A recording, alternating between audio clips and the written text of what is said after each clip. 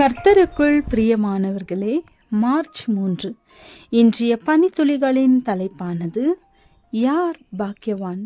வசனம் சங்கீதம் 32வது அதிகாரம் 1வது வசனம்.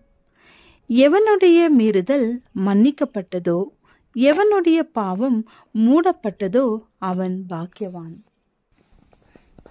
மனிதர்கள் அனைவரும் தங்கள் அக்கிரமத்தையும் பாவத்தையும் மீறுதல்களையும் கபடத்தையும் பாவத்தின் தோஷத்தையும் மறைக்காமல் அறிவித்தேன் என்று நாம் ஆண்டவருடைய சந்நிதியில் மன்னிப்பை பெற கடமைப்பட்டிருக்கிறோம்.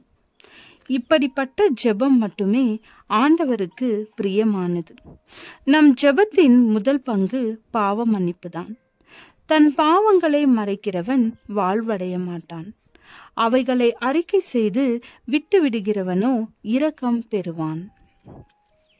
எல்லோரும் பாவம் செய்து தேவ மகிமையை இழந்துவிட்டோம். பாவ மன்னிப்பு பெறுவதே தேவனுடைய கிருபையின் சகாயம். பக்தி உள்ளவன் எவனும் விண்ணப்பம் செய்வான். அப்பொழுது மிகுந்த ஜலப்பிரவாகம் வந்தாலும் அது அவனை அணுகாது. நம்மை இக்கட்டுக்கு விலக்கி காப்பதோடு மாத்திரமல்லாது இரட்சண்ய பாடல்கள் நம்மை சூழ்ந்து கொள்ளும்படி செய்கிறார். நமக்கு போதித்து நடக்க வேண்டிய வழியை காட்டி தம்முடைய கண்ணை நம்மேல் வைத்து நமக்கு ஆலோசனை சொல்லுகிறார்.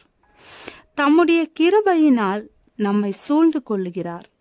அது நிமித்தம் நாம் கர்த்தருக்குள் மகிழ்ந்து ஆனந்த முழக்கமிடலாம். இவைகளெல்லாம் எப்போது நடக்கும்? நம் இருதயத்தை அடக்காமல் ஆண்டவரிடம் கதறி அழுது ஒப்பு கொடுக்கும் போது தேவன் தம்முடைய இரக்கத்தை காண்பிக்கிறார்.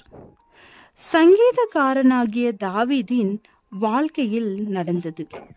இன்று நமக்கும் பலிக்கும் தாவீது பாவ மன்னிப்பை கேட்டு பெற்றுக்கொண்டான்.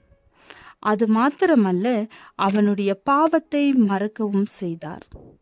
கர்த்தர் புதிய ஏற்பாட்டில் நம்முடைய பாவங்களை நினைக்க மாட்டார் என்று எபிரேயர் புத்தகத்தில் கூறியிருந்தாலும் பழைய ஏற்பாட்டில் என்ன சொல்கிறார்? அவர்களுடைய பாவங்களை விசாரிப்பார். தாவீது எழுதும்போது அழகாக அவர் நம்முடைய பாவங்களுக்கு தக்கதாக நமக்கு செய்யாமலும் நம்முடைய அக்கிரமங்களுக்கு தக்கதாக நமக்கு சரி கட்டாமலும் இருக்கிறார் என்கிறார். அறிக்கை செய்யப்படாத பாவங்கள் இருக்குமானால் அவைகளை நுட்ப நியாய விசாரணையில் விசாரிக்கப்படும். என் தாசனாகிய தாவீது என் இருதயத்திற்கேற்றவன் என்று நற்சாட்சி சொன்னது மட்டுமல்லாது சரித்திர குறிப்பில் நாளாகம புத்தகத்தில் அவைகள் மறைக்கப்பட்டன. அவன் நிமித்தம் ஒரு விளக்கை கடைசி வரை எருசலேமில் வைத்தார்.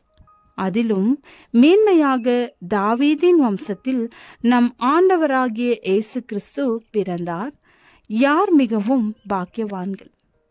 தாவீது போல தங்கள் பாவங்களை அறிக்கையிட்டு மன்னிப்பை பெற்றவர்களே என்பதில் எந்த சந்தேகமும் இல்லை. அவர்கள் செய்த பாவங்கள் அல்ல, அவர்களுடைய பெயர்களே நிலைத்திருக்கிறது. ஜெபம். அன்புள்ள பிதாவே, தாவீதை போல நாங்களும் உம்மிடம் எங்களை ஒப்படைக்கிறோம். ஆமென்.